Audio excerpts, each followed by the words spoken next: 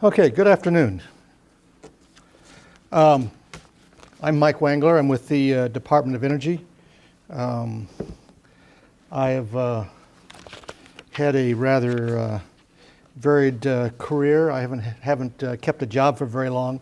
I was the U.S. Competent Authority at DOT in the 80s. I worked in the NRC's transportation program in the 90s. I was the DOE's competent authority until I went off to Vienna to be head of the Transport Safety Unit. Ron Pope, as he mentioned, and I were two of the unit heads. So I probably have the only distinction of being the only person having gone through 3 government agencies in the IEA in the transport program. If I were a little bit younger, I might hit DHS and probably then hit all of the major organization with transport. Did you get it right? Pardon me? Did you get it right? I don't know. I don't know. Okay, good afternoon. I'm going to talk a bit about the security requirements for transport of radioactive materials at DOE. I'm a little bit at your disposal as to what you want to hear. I know that many of you are not part of the DOE family, and some of this may be maybe only just a bit applicable to what you're doing. But I will go through this fairly generally, and it'll give you a sense of how DOE operates separately from the NRC and the DOT. The DOE, pursuant to the Atomic Energy Act, basically has the same, or to the Energy Reorganization Act of '74, was basically given the same powers and authority as the Commission. So we have the authority to regulate ourselves, if you will, for nuclear materials, hazardous materials, nuclear safety, etc. So as a result, what I'm going to try to do is provide you some insight into the security requirements for DOE and our DOE contractors, and the requirements that they need to satisfy for domestic shipments. And to do this, I'll talk about 2 areas. One is the area of transportation of materials of national security interest, and the second one. And the materials of national security interest are generally covered by NNSA, our National Nuclear Security Administration within DOE. And then the second part will be other materials that are not called materials of national security interest that the rest of DOE would cover. So we are. Gosh, we're just about finished. Well, we've now gotten through most of the basic requirements, and we're up to finishing off DOE basic requirements. Then you get into emergency response. Also, always a good topic to talk about.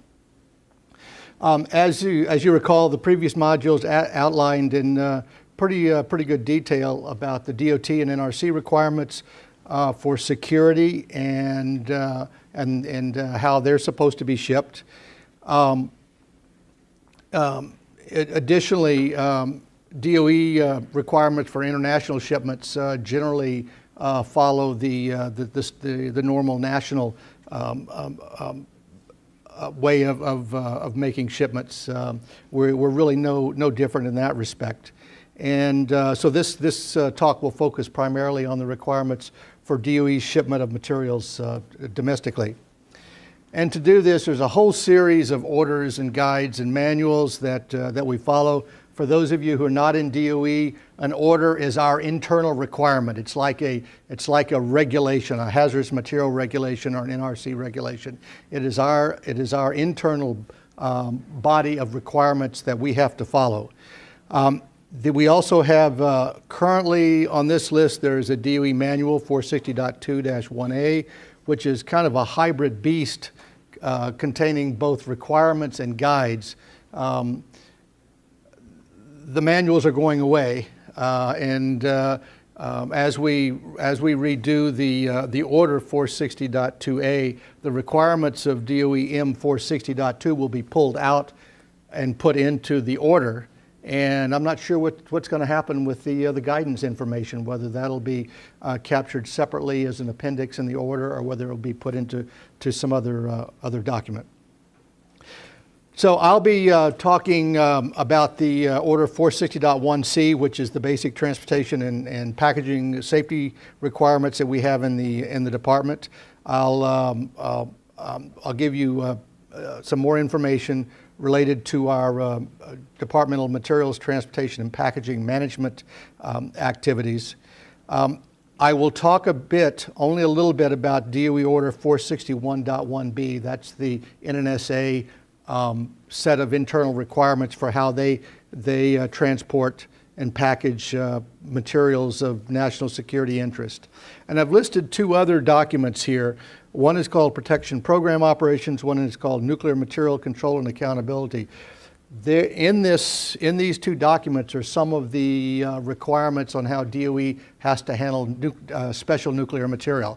And when I get to the slide, you'll see that there is a bit of a difference in the way the DOE has designed its graded approach to categorization of nuclear materials relative to either the Convention on the Physical Protection of Nuclear Materials or the NRC's way of doing things.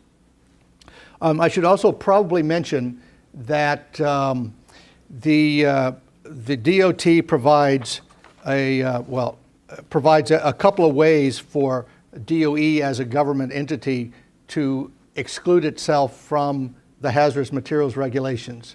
One is that the DOE, being a government entity, does not conduct business in commerce as defined by the Commerce Clause of the Constitution. And if you read the applicability statement for the hazardous materials regulations, it talks about materials in commerce.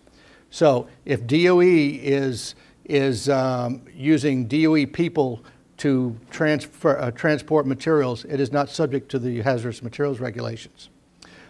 Secondly, the other way that we are exempt from the requirements is by the DOT in section 173.7 of the regulations.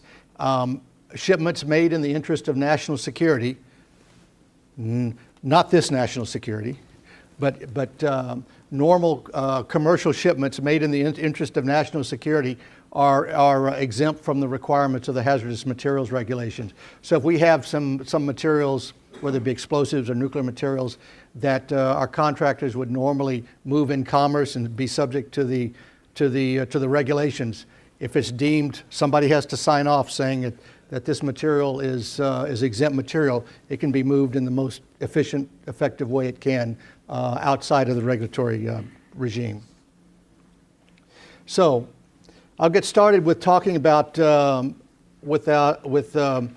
materials of national security interest, which I have abbreviated as MONSI. I'm sure the NNSA people, we'll only have one NNSA person in the room here, and I know he's not going to shoot me, but I'm sure that the people who own the order probably would object to my calling it MONSI.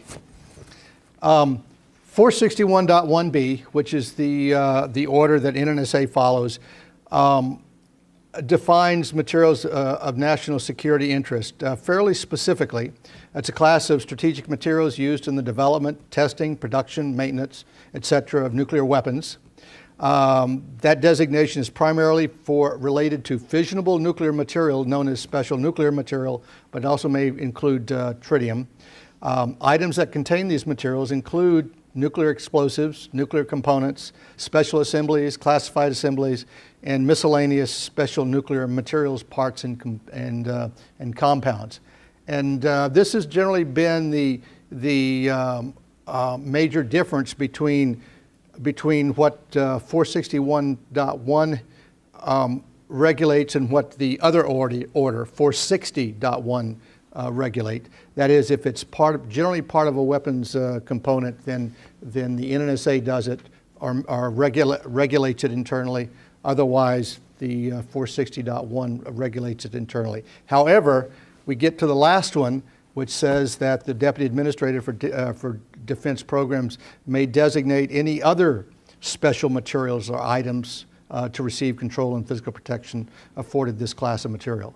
I'm not sure, I don't think that the Deputy Administrator has ever done that, but in theory, I think it is possible that, for example, the Office of Source Recovery Program could deem cobalt that they're picking up as a material of national security interest and move it under their own authority. I don't believe they're going to do that because I believe the people that manage, that generally use this order know exactly what their resources and their assets are for. So, what is the regulation? What are the regulatory requirements for security for shipments of MONSI? The order itself has actually built into, or the order actually specifies that DOE organizations are to conduct their operations in compliance with applicable international, federal, state, local, and tribal laws, rules, and regulations governing materials transportation. This is basically a policy of the Department of Energy that we follow the external regulations to the extent that we can to do our business. And this requirement applies as long as the international, state, local, and tribal laws, rules, and regulations are not inconsistent with federal regulations. But this is also commercial carriers in the U.S. Also have to deal with this a bit. And specifically, the DOE's policy, as I say, is that shipments of materials of national security interest have to follow the DOT's hazardous materials regulations. Excuse me. Now, for those of you who are familiar with the Office of Secure Transport, the Office of Secure Transport uses government drivers and government equipment. So they, in essence, are not subject to the hazardous materials regulations. However, by policy, we have incorporated the hazardous materials regulation even for those areas where we're not subject. What features does the security system have for shipments of MONSI? They have to be shipped in DOT or NRC, DOE, NSA approved packages. If they're transported by a commercial carrier, the Office of Secure Transportation must verify that the proposed carrier can actually ship the cargo in compliance with the OST requirements. The Transport Safeguard System, TSS, is a DOE system managed and operated by the Office of Secure Transport. All personnel who support and/or perform packaging and transportation operations must be appropriately trained as required by the hazardous materials regulations. The only area, and Ron mentioned this before, is that for shipments made by OST or by the Transport Safeguard System, it does not need to be placarded, and it's not placarded because of security concerns for the materials that are being carried in the conveyance. That is typically weapons components.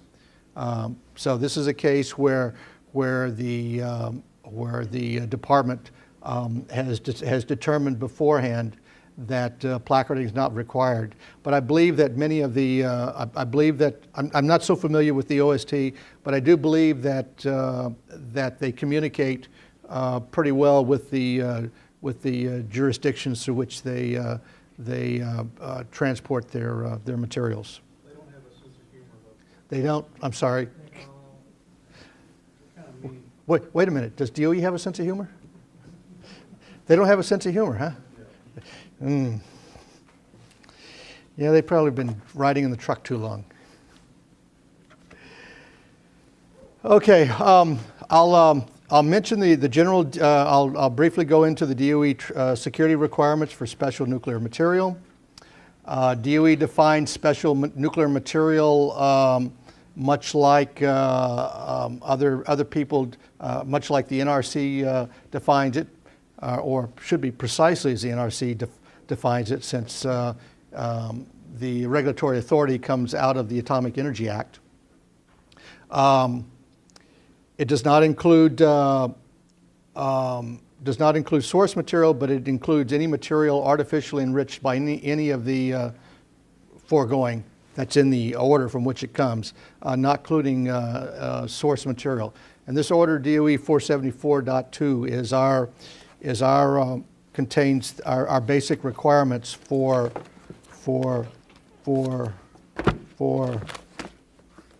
nuclear material control and accountability.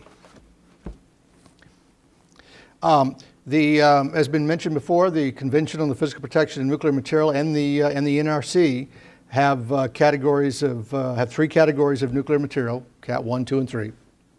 In contrast, DOE specifies the categorization as follows: as a designation of the significance of nuclear material based on the material types, material forms, and the amount of material. The DOE 474.2 provides guidance for determining these categories. Additionally, DOE 474.2 allocates nuclear materials into one of four categories. And this is the graded safeguard table that comes from that order. And you can see that that the way the DOE does it, it identifies the nuclear material, but it also identifies the form in which that material and assigns an attractiveness level to it. So if you look at is that right? If you look at a material, for example, 3 kilograms of a pure product would be an attractiveness level B and would be as a category 1 material. However, 3 kilograms of high-grade materials drops down to a category 2, and then when you get into low grade of materials, category 3, 3 kilograms would be in a category 3. Then if it's anything else, it falls into category 4. So the attractiveness level for DOE provides a major part in determining the nuclear category of the materials.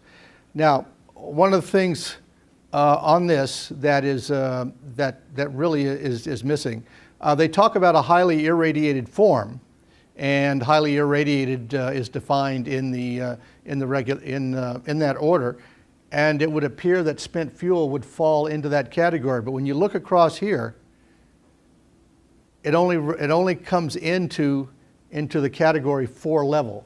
So clearly, spent fuel is not meant to be included in this table, and this is one of the problems. One of the problems, or one of the gaps, if you will, in our own regulatory process over the last few years.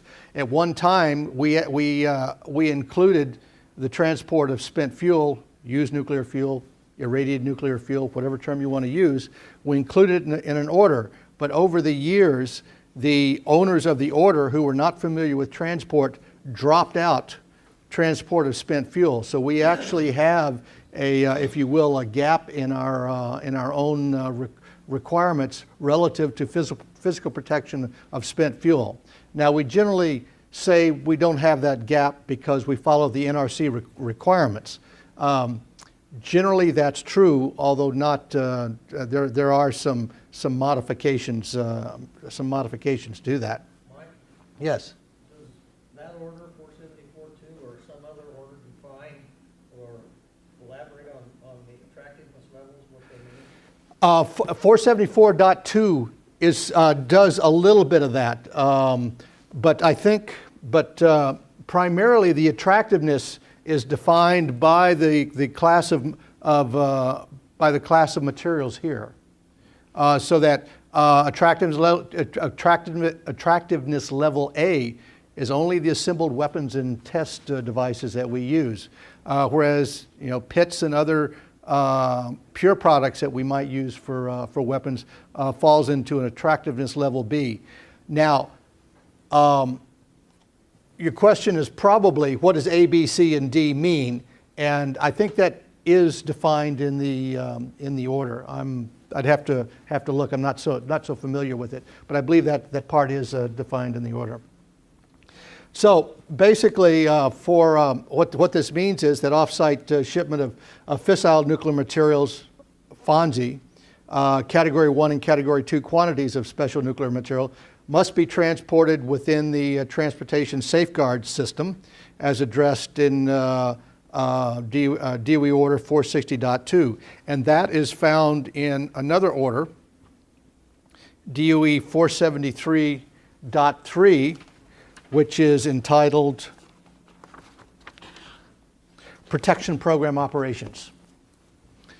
So the nuclear materials protection and nuclear materials designation fall into two other orders that that are important for DOE. Category 3 materials, for Category 3 nuclear materials, domestic offsite shipments must be made by the Office of OST, Office of Secure Transport, or by an OST-approved commercial carrier that meets the requirements that are listed in the order. For actually, the requirements are in 461.1. And when you get to Category 4 materials, these may be made by OST. Probably not, because it might be overkill for the resources they have, or by other means when approved by the DOE line management. I believe that DOE has begun to go more and more use of commercial carriers for Category 3 and Category 4 nuclear materials.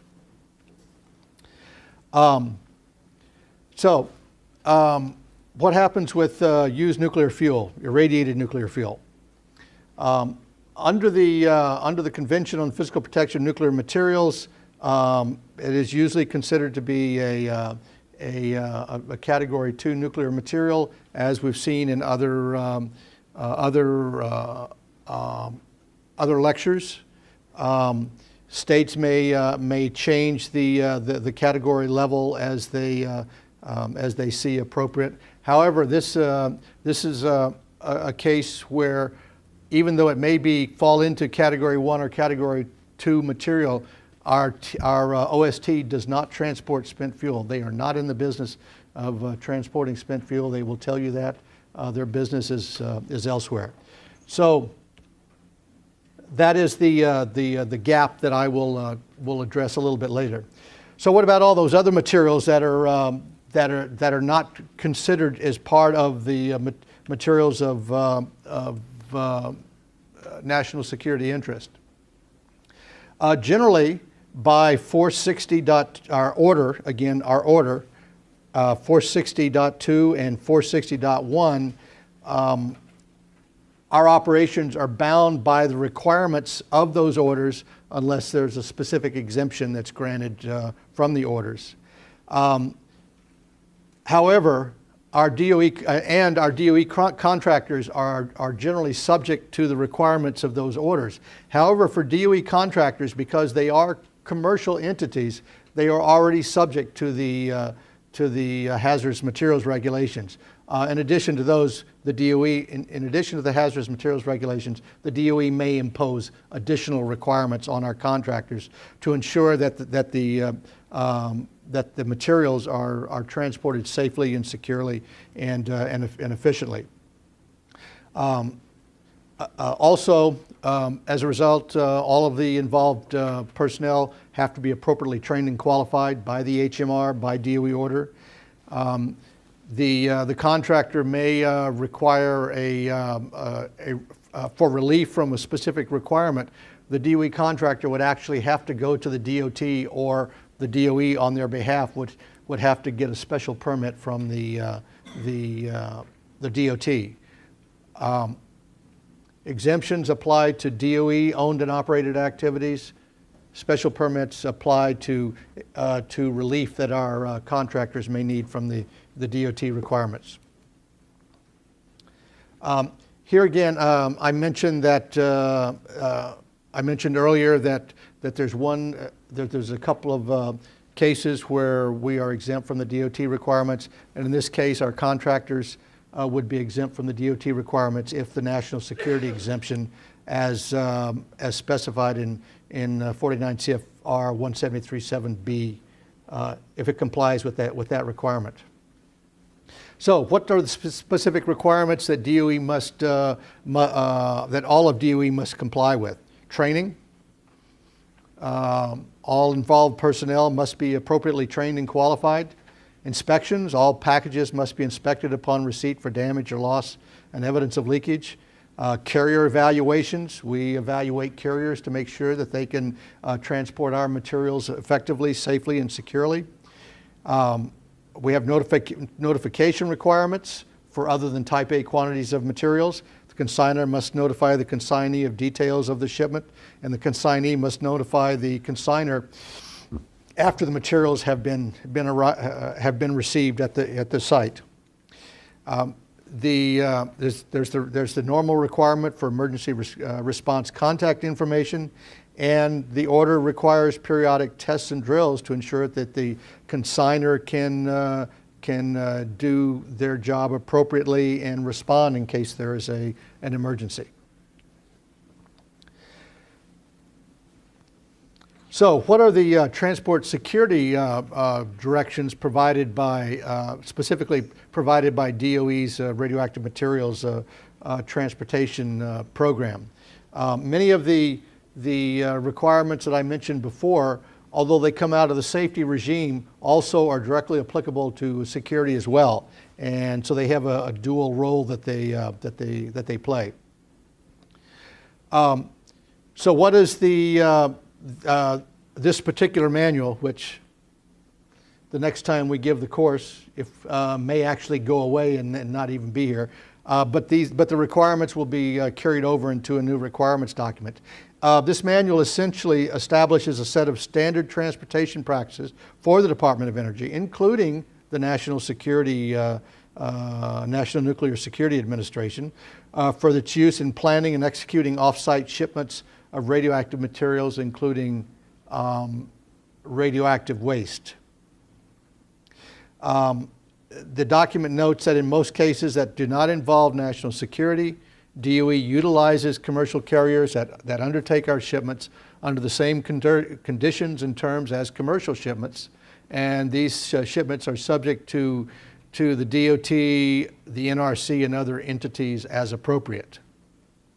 In all cases, DOE will achieve a level of protection that meets or exceeds the level of protection associated with comparable commercial shipments. So we strive to be at least as equivalent to what is expected of the commercial sector. And I think in the past there might have been some abuses of 173.7b where people declared them as shipments, national security shipments, because they didn't want to or they couldn't comply for some reason with all the requirements.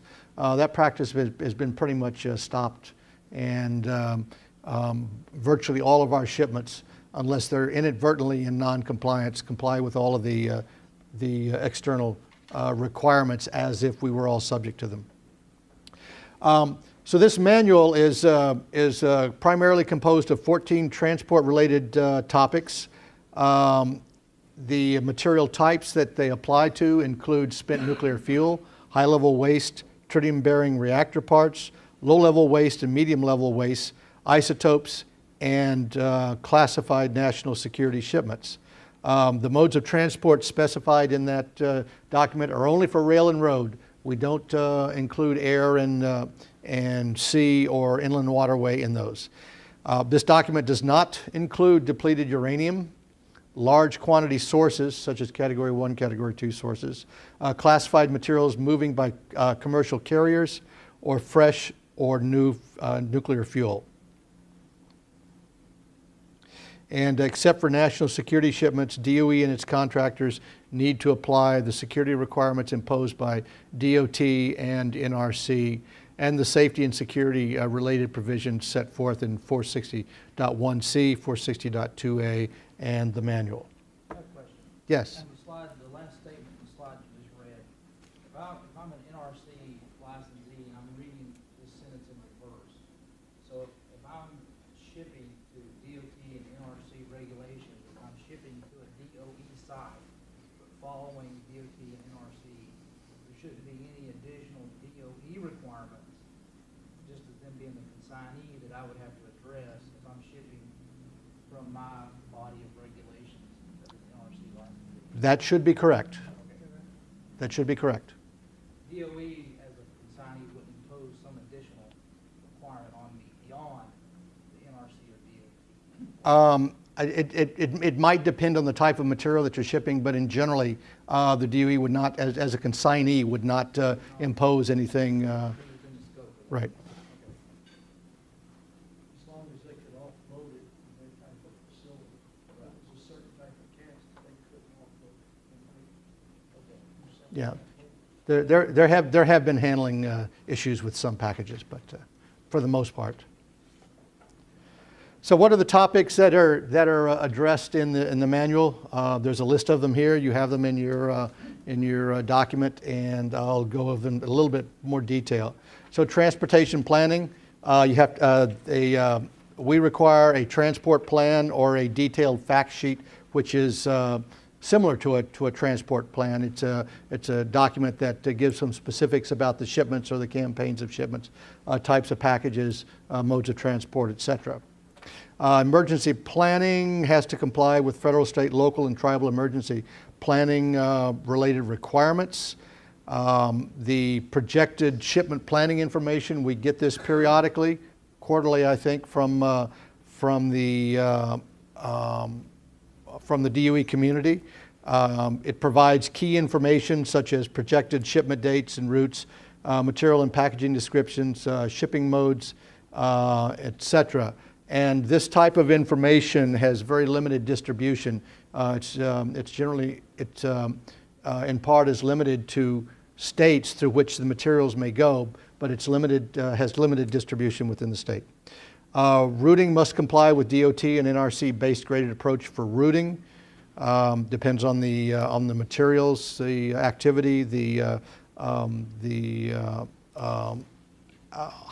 how high activity the material is.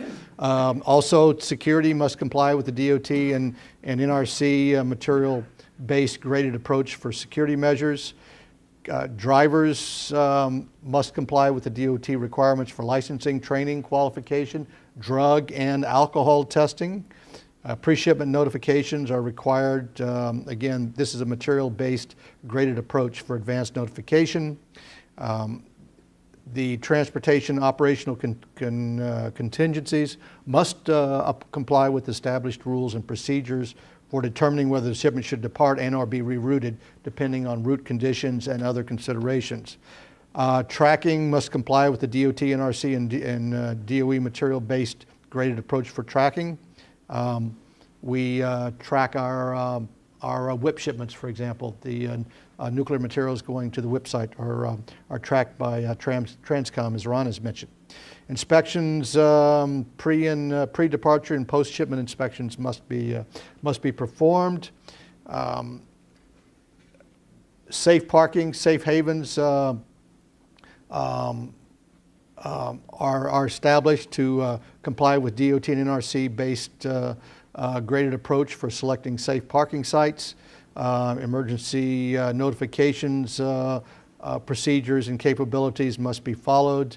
Emergency response will use DOE's capabilities for responding to an emergency, including use of its Office of Public Affairs for communicating information to the public.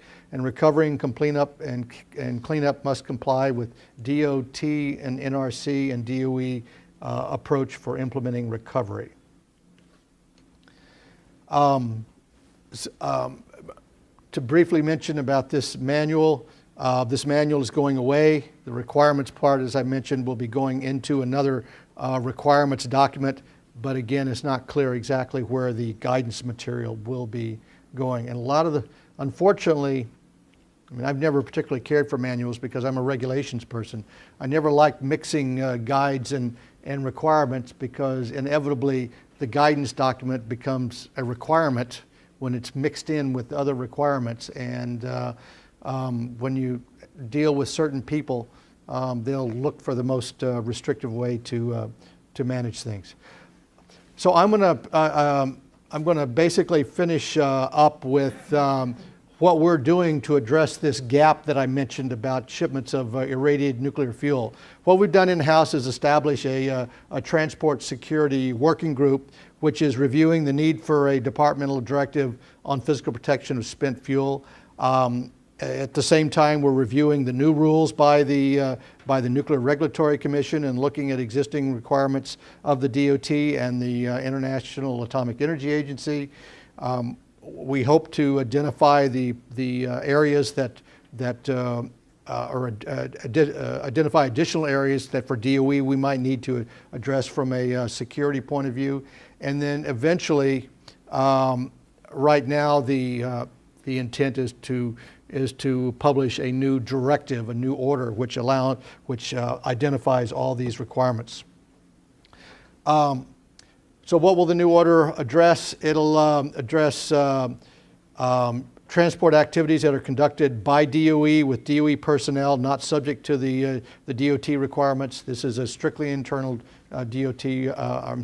strictly internal DOE requirements. It'll also address DOE contractors which by law are subject to the hazardous materials regulations promulgated by the DOT, but are not subject to the NRC's requirements. And until DOE develops its own physical protection requirements, the final action that we want to do is then have our own physical protection requirements approved by the DOT so that DOE can operate within its own appropriate physical protection requirements. Do you need to have those codified What's that? after they're approved by DOT? Would you look to have those actually put into regulations?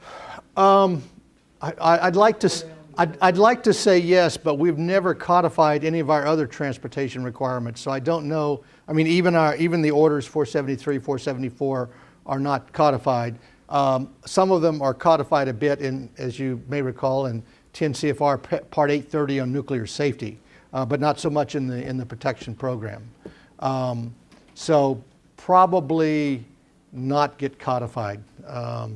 Although I wouldn't mind seeing it. It would be a last thing that I would ever do if that were to happen. So what would this new order cover? It would cover the requirements in 10 CFR Part 73. It would cover equivalent requirements in 10 CFR Part 37, and would cover the DOT requirements for security plans in Subpart I. Now, other considerations, DOE has already incorporated the DOT requirement security by reference, by the fact that we subject ourselves to the hazardous materials regulations. We have to have security plans. Right now, we typically follow the Part 73 requirements for certain spent fuel shipments. For example, our spent fuel return program follows the NRC requirements. However, DOE is not specifically subject to those requirements. So we will have to address all those things in the new order. What is the progress? We're getting there. We're not anywhere near. I think this course itself is going to help me understand some of the things in Part 73 that I did not entirely understand while we're working on it. So I'll be able to take some of the information from this course and take it back with me. So the DOE documents that we reviewed currently specify that DOE shipments will satisfy the security-related requirements specified in DOT and NRC regulations. Our DOE directives will be revised, or a new one be developed to incorporate the requirements as expected in a new order. And for your information, there are a couple of appendices attached that will provide you with more information on the current manual. So, thank you.